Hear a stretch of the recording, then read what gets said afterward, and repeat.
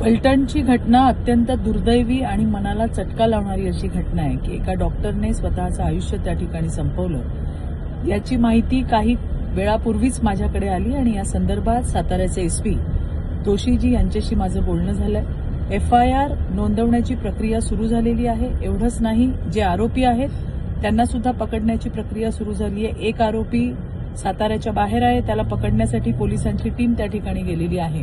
त्यामुळे कुठल्याही क्षणी दोन्ही आरोपी हे अटकेमध्ये असतील।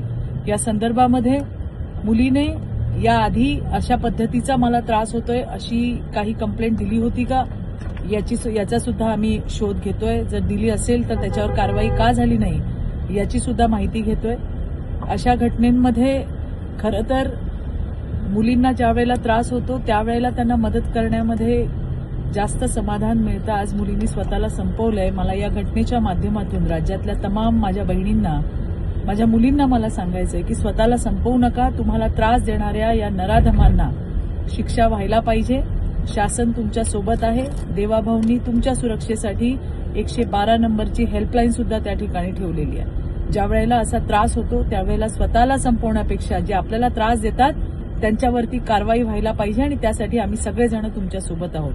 पुन्हा एकदा हेच सांगतेय की अशा पद्धतीचं टोकाचं पाऊल उचलण्यापूर्वी शासनाची मदत घ्या, 112ची मदत घ्या।